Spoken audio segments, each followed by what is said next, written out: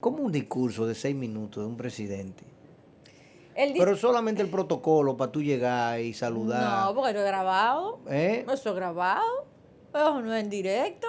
Vamos a hablar de todas las cosas alrededor de este tema. Sí, porque óyeme, wow. Perfecto. Hace 3 meses, o menos de 3 meses, si me corrí en el retorno, ustedes plantearon en un discurso la necesidad de una reforma fiscal. Correcto. ¿Cuándo fue? Hace 3 meses más o menos, ¿verdad? Hace muy poquito, porque incluso este runruneo empezó cuando el presidente sometió, ¿no?, sus 12 propuestas de reforma y casi hablando del tema del presupuesto del siguiente año, ¿no? Unas semanas más tarde. Pero justamente como dice usted, el hecho de que se hablara de la necesidad, que fue lo que se empujó y se puso en el mismo nivel de prioridad que, por ejemplo, la reforma de la calidad educativa y la reforma de la Policía Nacional, por poner simplemente dos ejemplos, se puso en ese mismo nivel de prioridad la reforma fiscal. Obviamente, en el ejercicio de analizar todo lo que estaría tomándose en cuenta en esta reforma fiscal, se evidenció una reforma, la necesidad de una visión integral, ¿no?, de esta reforma, no solamente el tema de los impuestos, pero parecería que para este punto, para el desmonte de la reforma fiscal, era lo más importante, la parte de los impuestos, porque el presidente Luis Abinader en varias oportunidades hablaba en sus 6 minutos de discurso del día de ayer que no van a aumentar los impuestos, que no quiere someter a los dominicanos a una reforma tributaria y que la idea de consolidar la recuperación económica era importante. Y yo, Ana, que lo que sé preguntar desde chiquitita, pues me pregunto justamente si es realmente necesario una reforma fiscal como se nos pretendió o como se nos vendió, ¿no? El postergar la reforma tributaria es en efecto un ejercicio democrático o la evidencia de un capricho de un grupo que nos gobierna. Si el presupuesto está contenido esta reforma fiscal, la captación de lo que se iba a colectar a través de una reforma fiscal, está contenido en ese presupuesto. ¿Qué va a pasar a partir de ahora? Esto implicaría que tendríamos que tomar nuevos préstamos como nación para completar lo proyectado. Vamos a cambiar el plan de gobierno o las acciones, los proyectos, porque no tenemos dinero. En caso de buscarlo, ¿a quién se lo vamos a tomar prestado? Son una serie de cuestionantes que a mí me surgen a partir de este momento, porque si todo estaba sujeto a una reforma y ya no va, ¿qué va a pasar a partir de ahora? Voy a tratar de responderte, como tú lo que sabes hacer es preguntar. Voy a tratar de responderte cada una de tus preguntas en base a lo que sería el marco teórico conceptual del grupo que nos gobierna. En el marco teórico conceptual del grupo que nos gobierna, tú tienes dos grandes grupos. Tú tienes un grupo que es el de los políticos que están enquistados en el gobierno, el presidente de la República, ministro administrativo de la presidencia y 2 o 3 más del gabinete. Y por otro lado tú tienes los técnicos económicos, liderados por don Miguel Seara Hatton. Hay un señor Presbot que a veces habla de ciertas ventas de acciones que luego se da cuenta que no, que ni acciones tienen esas empresas que él quiere vender y que la ley no se lo permite.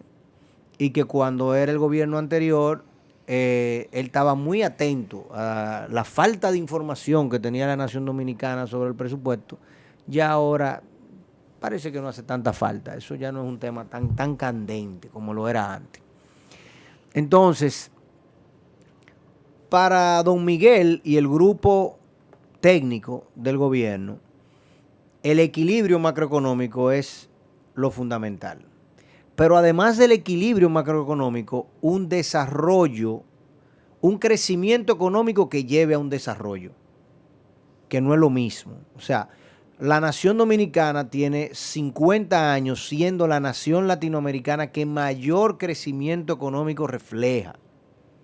O sea, nosotros hemos podido prácticamente alcanzar y sobrepasar países que han recibido grandes favores de otras naciones que nosotros no tenemos, y países que tienen ventajas competitivas y comparativas muy grandes frente a nosotros porque son dueños de bienes primarios muy grandes, como sería por ejemplo Argentina, Chile, Perú, que nosotros no tenemos. México, el petróleo, ¿tú entiendes? Nosotros no tenemos nada de eso. Y nosotros hemos podido alcanzar a países como Panamá, que los norteamericanos, Panamá es un hijo de Estados Unidos, y el canal y todo lo que el canal significó para Panamá es una inversión norteamericana, un capital que Estados Unidos dejó allí. Eso República Dominicana no lo ha tenido, por el contrario, 2 invasiones fue lo que nos dejaron de regalo. Pero esas 2 invasiones, digamos que organizaron las aduanas, crearon las únicas 3 carreteras que aquí existen y dejaron establecido un cuasi gobierno semidemocrático criminal que gobernó 12 años, pero que más o menos le dio a República Dominicana cierta idea de lo que pudiese ser una democracia, no una dictadura plena, como la era la de Trujillo. Entonces, crecimiento no es lo mismo que desarrollo. Nosotros hemos crecido por 50 años, pero cuando tú buscas los indicadores de desarrollo, concentración del ingreso, camas por habitante, accidente por habitante, educación, la calidad de la educación, la seguridad, como te digo, la calidad de los servicios públicos, etcétera, etcétera, etcétera, etcétera. Nosotros todavía estamos muy por debajo, porque ese desarrollo se lo han llevado grandes monopolios, que son los que aquí existen. Entonces, para el grupo de los técnicos que están en el gobierno, hay que buscar los mecanismos para promover el desarrollo.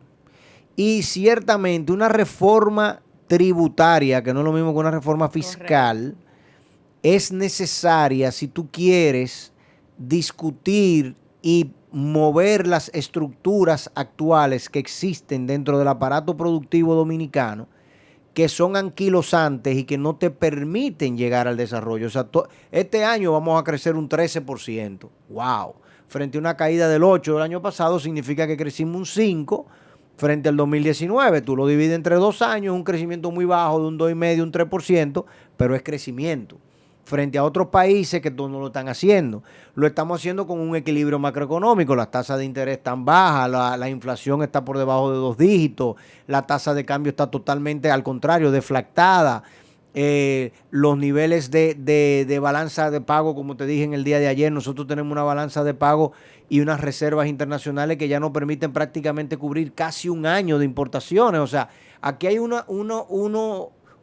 entorno macroeconómico que no llama a reforma fiscal impositiva, aunque tú me digas que tenemos un déficit fiscal primario del 3% del PIB, porque un 3% del PIB es absolutamente manejable, más aún en medio de una epidemia como la que está viviendo el mundo y una crisis de oferta, un shock de oferta como el que tenemos actualmente. Entonces, hasta los técnicos tuvieron que retrotraerse. ¿Qué fue lo que yo te dije la semana pasada? Yo te dije, mira, eso no va a pasar. Claro.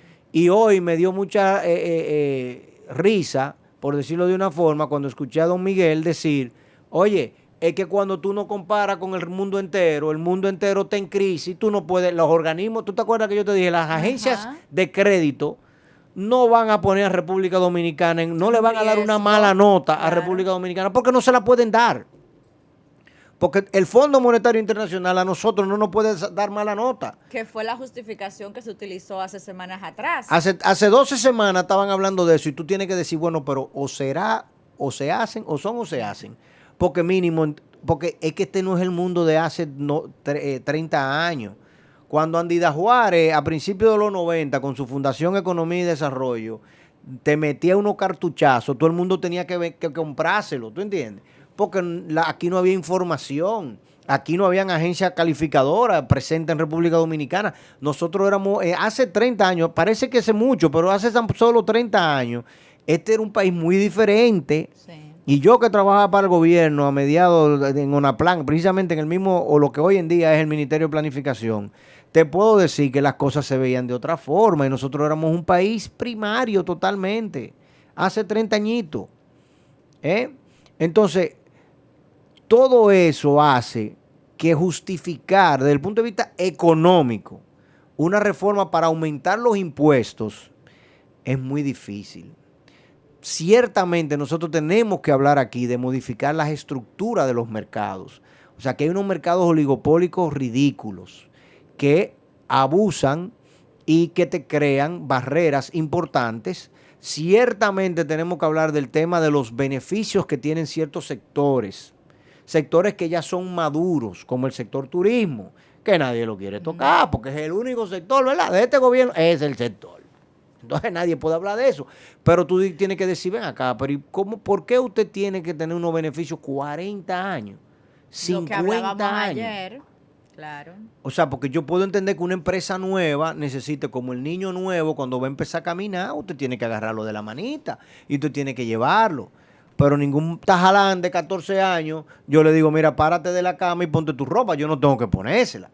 A la niña de 1 año, de 2 años, yo tengo que ayudarla. Pero a una niña de 14 yo no puedo tener que estar poniéndole la ropa y diciéndole cómo se cepillan los dientes.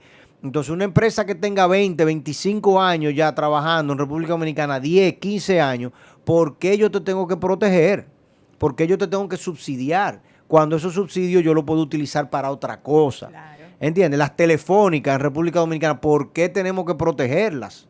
¿Por qué tenemos igual? Tampoco debemos de tener un impuesto a la telefonía como el que tenemos, porque el Internet no es un lujo. El Internet es una herramienta de trabajo fundamental hoy en día. Entonces, eso hay que atenderlo. Pero eso no implica una reforma tributaria, coger todos los impuestos y venir a decir que el ITEVI tanto, que le bajo tanto aquí, que el impuesto sobre la renta. No, espérate. Vamos a hablar de la ley de telecomunicaciones y vamos a cambiar eso. Vamos a hablar de la ley de seguridad social y vamos a cambiar eso. Utilicen el poco liderazgo político que les queda y la ínfima cantidad de legitimidad que le queda, que prácticamente nada, porque cada vez que abren la boca, lo tiran todo abajo. Y vamos a hacer eso, vamos a lograr eso ahora mismo. Porque ustedes, si iban a hacer una reforma tributaria fiscal, lo tenían que haber hecho como se hace en las universidades aquí.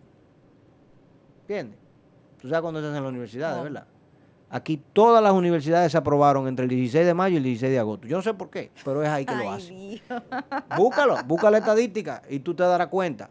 ¿Entiendes? No sé lo que pasa en ese periodo. ¿Qué pasa en ese periodo entre el 16 de mayo y el 16 de agosto? No sé lo que pasa. Sabe. Ok. Y todas las reformas fiscales aquí se hacen entre el 16 de agosto y el 1 de diciembre. Todas. Y una razón muy sencilla. Esa es la época en la que el gobierno que entra con buena vibra. Y tú le crees las mentiras que te venden. ¿Entiendes? Bueno, Diosnilo llegó. De Danilo en el 2012. Diosnilo llegó en el 2012 y lo primero que dijo, me entregaron una maleta llena de facturas. ¿Ellos qué? Mire, hermano, pero esa maleta usted era el que la estaba manejando porque ese era su gobierno y era su partido. No, él se salió. Acuérdate que en el 2006. Bueno, sí, en el primer periodo. En el 2006 él se puso guapito porque él quería ser el candidato en el 8. Sí. Y Leonel le dijo, pero tú perdiste en el 2000 yo te dejé a ti de candidato y Hipólito suapió contigo. Yo no te voy a dejar de nuevo. No, yo voy a garantizar de nuevo las elecciones, ¿entiendes? Y yo soy el príncipe, además que tú quieres. Entonces, guágata. Y entonces Diosnilo se puso guapito. Candy, ven, vámonos, que nos vamos de aquí. Este hombre no me comprende. Y se fue. Entonces, en el 2006 se fue. Cuando ganó en el 2012, ahí viene la reforma. Pero ahí mismo, de una vez que me entregaron una maleta llena de facturas. Tengo que cobrarla. De su propia y nos encaquetó el 18 de ITEVI y 1000 cosas más. El 27 de impuestos sobre la renta. Redujo inclusive cosas tan bárbaras como la ley de protección al medio ambiente, el tema de la energía alternativa, de un 70% que era el beneficio a un 39%. Y todas las otras cosas que metieron dentro de la reforma fiscal. Entonces, pero fue en ese periodo ahí. ¿Tú crees que Danilo, si hubiese sido en el 2000, eso fue en el 12, a final del 2013, que estábamos toditos con la Marcha Verde y Odebrecht y todo lo demás, iba a poder meter una reforma? Jamás. Mira, ni en el segundo periodo no iba a poder reformar, ni la puerta de su casa le iba a poder cambiar. Claro. El marco de la puerta de su casa. Los gabinetes no le iba a poder cambiar si Candy no le daba permiso. Y Candy estaba muy entretenida ahí, un problema que había una segunda base, una cosa en el palacio. Partiendo de esa hipótesis, de esa lectura que le da usted, entonces en el gobierno de Abinader no hay forma de que usted pase una reforma tributaria ni fiscal, porque si bajo esa premisa ese primeros 6 meses de gobierno ya pasaron en medio de una pandemia, no fue lograble, o sea que lo que resta los próximos 3 años se le va a hacer muy cuesta arriba a los técnicos y al propio staff de gobierno, ¿no? Poder lograr esta reforma. Muy complicado, sin duda, todo este tema y obviamente entonces, perdón, sí, termina. No, las secuelas justamente que esto va a seguir arrojando de justificaciones en otras áreas que tendríamos nosotros que ver si realmente para el presupuesto del 2022 de manera específica pues también va a tener algún tipo de impacto. Óyeme, en definitiva, esta es una situación que habla, entonces vamos a hablar ahora del discurso del presidente. Vamos a hablar de la parte política, cómo se ve la parte política. Ya hablamos lo económico, ¿verdad? Ahora vamos a hablar de la parte política. ¿Cómo tú me dices a mí? Primero en campaña tú me dijiste a mí que tú eras el mago de Oz y que todo lo contrario, en vez de hablar, hay una foto del mago de Oz y el Tin Man, ¿te acuerdas? Vivimos en la tierra de Oz. Tenemos ¿cómo era que ella se llamaba? Daisy. Dory. Era otra Dory, sí. Dory, el Tin Man, el león. Ahí es que vivimos, en el mundo de Narnia, ¿verdad? La tierra mágica de Narnia. ¿Cómo tú me dices a mí en campaña? No, porque lo que hay que bajar los impuestos. Eso uno no puede. Todo lo contrario. Si tú le bajas los impuestos, míralo ahí. Si tú le bajas los impuestos a la gente, inmediatamente las cosas todo lo demás. ¿Verdad? La economía va a seguir creciendo y tú verás que porque la gente lo que necesita es oportunidades. Y si tenemos las oportunidades, tú verás que las cosas caminan. Y entonces después te pone ahora el traje de Batman. Y viene como Batman a decirme, no, la cosa está oscura. En Ciudad Gótica tenemos problemas. Porque, ¿cómo que se llama el enemigo de Batman? No el ex Luthor, Guasón. El Guasón, exactamente. El Guasón me dejó el gobierno destruido y yo tengo que trancarlo. Y ya puse a San Jenny y a San Miriam. Como que vio están par en de la películas calle, anoche. ¿entiendes? Están en la calle buscándolo y andan persiguiéndolo. Y el pingüino anda también suelto. El pingüino es el hombre del maletín. Anda suelto por ahí, de regando. No. Y entonces después, 3 meses más tarde, volviste otra vez al mundo de Narnia y a decirnos, los dominicanos no podemos tener ahora mismo nada que nos saque del sosiego y la tranquilidad en la que vivimos. Óigame, los dominicanos aprendimos en el año 2003 y 2004 que con el equilibrio macroeconómico no se juega. Usted puede ser un presidente bueno, un presidente malo, un presidente blanco, un presidente negro, chino no, porque esos no son estratégicos. Mujer tampoco, porque no le han dado el chance a ninguna. Como usted quiera hacerlo, de liceísta, escogidista. Por cierto, ¿cómo le fue al escogido ayer? ¿Le fue bien? Le pasaron el rol. Exactamente. Presagios. Como debe de ser. Hasta que lleguen las amarillas. Sí, a esa le vamos a dar caña tema. palo y caña, no te apures. Entonces, usted puede ser el presidente que usted quiera, pero con el equilibrio macroeconómico ningún gobierno puede jugar. Y eso es lo que esta sociedad le está diciendo. Esta sociedad le ha dicho, pero espérate, no me hable. Tú me estás diciendo que tienes las capacidades de ahorrar. De hecho, el ministro de presupuesto, el director de presupuesto, está hoy hablando de grandes ahorros, ¿verdad? De grandes ahorros en publicidad que uno no lo entiende. Porque uno dice, pero ¿y dónde están esos ahorros en publicidad cuando para decir algo, para hacer un discurso de 6 minutos que hizo el presidente ayer, hemos contratado una firma privada que nos está exigiendo 400 millones de pesos, casi 10 millones de dólares? Para un discurso de 6 minutos, eso tiene que haber sido el discurso más caro de la bolita. Ese es más caro que el sello del PNUD. Fue el PNUD que organizó ese tema de ese discurso del día de ayer. Claro, porque ni el PNUD, mi hermano, cuesta tanto hacer una cosa como esa. ¿Entiendes? Y vemos por todos los lados que todas las organizaciones del Estado contratan publicidad. Sin embargo, el señor Presbot, Rodríguez Presbot, creo que es el apellido, nos dice que se van a ahorrar 23 mil millones de pesos. No, pero que también tú tienes que ver contra qué te estás comparando, porque si tú me dices, mira, de verdad era exorbitante el gasto en publicidad, pero eso no quiere decir que lo que estés gastando sea poco tampoco. Pero, por ejemplo, el gobierno inició el año pasado hablando de eliminar direcciones generales y ministerios que estaban de más. ¿Tú recuerdas? Que yo sepa, la única que se ha sacrificado es la primera dama. No, y ya el proceso de la OISO empezó a pasar al Ministerio de la Vivienda. Ah, obra pública. Acuérdese, el Ministerio de la Vivienda que se creó, Ajá. ya no es INVI, sino el Ministerio de la Vivienda y parte de Pero esas tú cosas. creaste un ministerio, entonces no ven acá. Tú tenías un instituto, escúchame, tú tenías un instituto y creaste un ministerio. Eso tú lo que hiciste ponerlo más caro. Claro, porque un ministerio tiene viceministro, tiene edificio propio, tiene un sinnúmero de direcciones generales y de todo lo demás que el INVI no tenía. Tú cogiste el SEA, que era en teoría, un organismo descentralizado del Estado, una empresa del Estado que produce dinero y se lo pasaste a bienes nacionales. Y con pasárselo a bienes nacionales, tú le estás diciendo, vamos a pasar de producción a rentista. Porque ahora lo que yo voy a lotificar las tierras del SEA. Eso es lo que quiere decir bienes nacionales. Porque bienes nacionales no produce azúcar. No. Y por eso tú ves que los predios del SEA ahora mismo, si Romana y los Vicini cortan la caña en junio, el SEA la corta en octubre.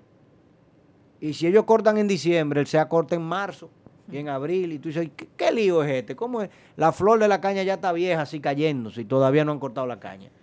Y lo que están es toda la semana lotificando. Entonces, ¿qué hace el Ministerio de la Juventud?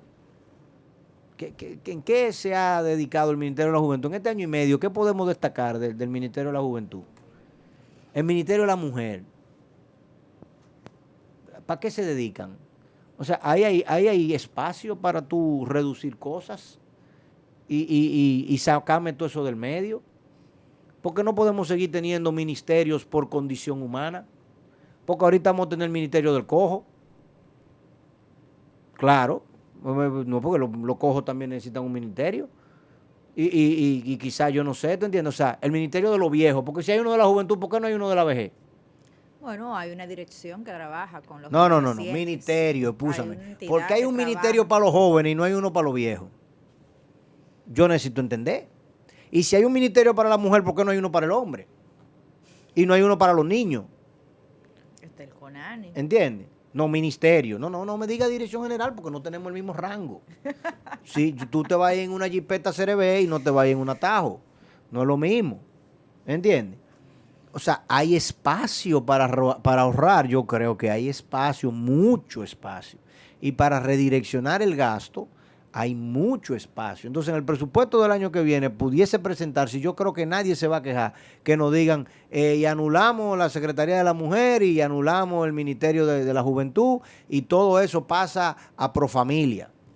No, porque Profamilia no es una entidad pública, Pónmelo al INVI, al CONANI. Hay quienes han propuesto, obviamente, con muchos detractores, porque por lo que quizás está detrás, pero hay quienes han propuesto unificar todas esas entidades y esos ministerios en un solo ministerio, como el Ministerio de la Familia.